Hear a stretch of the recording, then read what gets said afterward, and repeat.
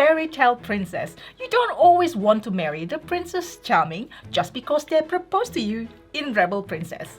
And today we'll be teaching you how to play Rebel Princess, game designed by Daniel Byrne, Jose Gerardo Guerrero, Kevin Pelaez and Tirso Virgos. The first edition, which is what we have here, was published by Zombi Paella, and there is a second and deluxe printing by Bezier Games. Some of the components and cards have changed between the two releases, but the core rules are the same, and with this video you'll be able to play using any edition of the game. And hello everyone, it's Stella. And Tarrant from Meeple University. Alright, let's get to the classroom. Rebel Princess is a trick-taking game based on the classic games of Black Lady and Hearts. In the game, 3 to 6 players play the roles of fairy tale princesses, who are getting together to celebrate a 5-day event which has been infiltrated by princes. But your princesses are rebels and they're wary of the advances of the princes.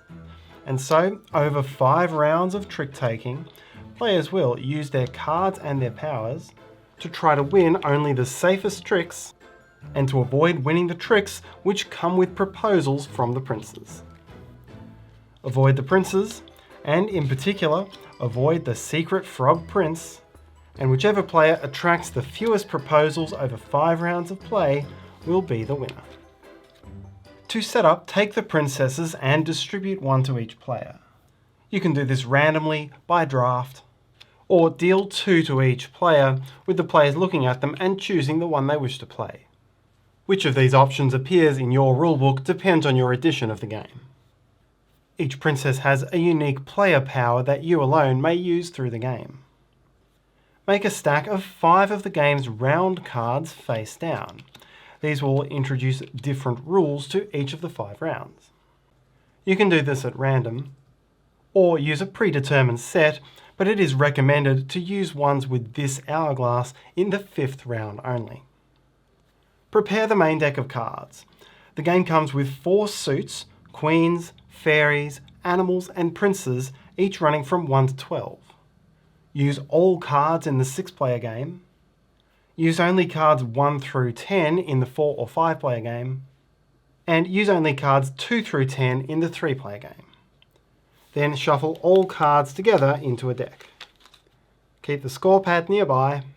Choose a first player and you're now ready to play. Rebel Princess is played over 5 rounds of trick-taking. To begin each round, draw the top card of the round's deck and understand its effect on the current round.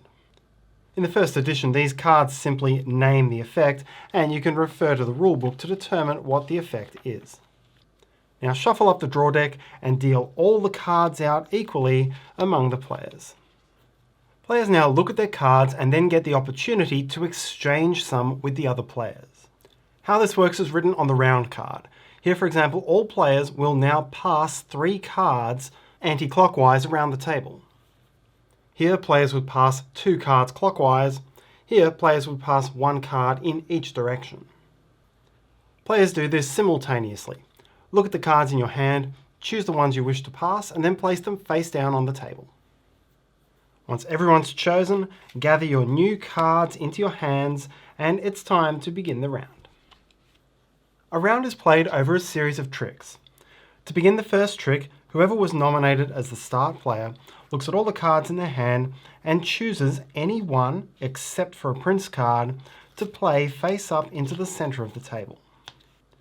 Play then continues clockwise around the table until each player has played a single card into the trick.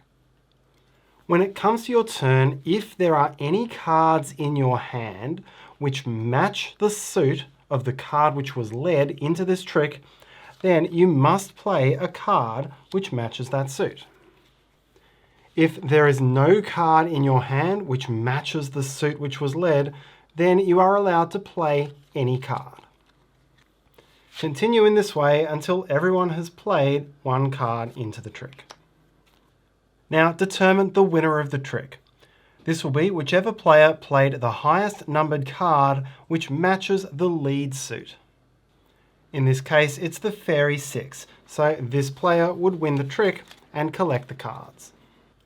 For this example here, red was the lead suit, and so the highest played red comes from this player, and therefore this player would win the trick. The player who wins a trick then leads the starting card for the next trick. Early on in the round, you are not allowed to lead a prince card into a trick. Leading with a prince becomes allowable only after one of two things has happened. Firstly, when any player who has none of the lead suit in hand chooses to play a prince as an offsuit card. Or secondly, once a player who has the lead has only prince cards remaining in hand. As soon as either of those things happens, princes are allowed to be led for the rest of this round. Once per round, you may use your princess's special ability, and when you do this, flip the card over. These all work in different ways, and the card itself will tell you the appropriate time to play it. Also keep in mind that many of the round cards change the basic gameplay rules which I just described. A round continues until all players are out of cards. Once the round is finished, all players count up their scores for this round. In the game of Rebel Princess, each point, which is represented by this icon, is a proposal from a prince, and this is what you're trying to avoid. So in the game, whoever scores the fewest points will be the winner. To determine your basic points for the round, look through all of the cards in all of the tricks that you took for the round, and any prince card that you took will score you 1 point. Here, for example, Pocahontas has a score of 5. Players must also be extremely careful of the Frog Prince. The 8 of the pet suit, the frog is a bewitched prince, and when you turn him back into a human, he's so grateful that he proposes 5 times, which is a lot of points for you. Players now mark their number of points on the score sheet. Be sure to check the rules for the current round card, as some of these will add extra ways of scoring points. Pet's Revenge, for example, scores additional points for each pet card you collect as well as the princes. Finally, if in a round a single player wins all of the princes and the frog, that player is declared Rebel of the Ball and scores -10 points instead of the positive points which would otherwise have come from those cards. If this happens in a round where the round card modifiers scoring, the Rebel of the Ball still scores exactly -10 regardless of anything else, while other players may score positive points based on that card. Be aware that this rule did not appear in the first printing of the game, it's been added in subsequent editions. Then move to the next round. Discard the old round card and reveal the new one. Flip any exhausted princesses face up. Reshuffle and redeal all of the cards. And proceed with the next round. The starting player will be whoever has the lowest overall score, with ties broken by whoever was nearest to the left of the player who started the previous round. After 5 rounds, the player with the lowest score wins. In the case of a tie, whoever had the most rounds with 0 proposals breaks the tie, and if still tied, play another round using a game end round card, and keep doing this until the tie is broken and you have a winner. All players are still live in the case of a tiebreaker. It's possible for one of the non-tied players to be the one who ultimately wins. And that's how to play Rebel Princess. Hopefully this video has been useful. Thanks so much for watching. Your like and comments are much appreciated. Subscribe to see what's coming and have a great day. Bye.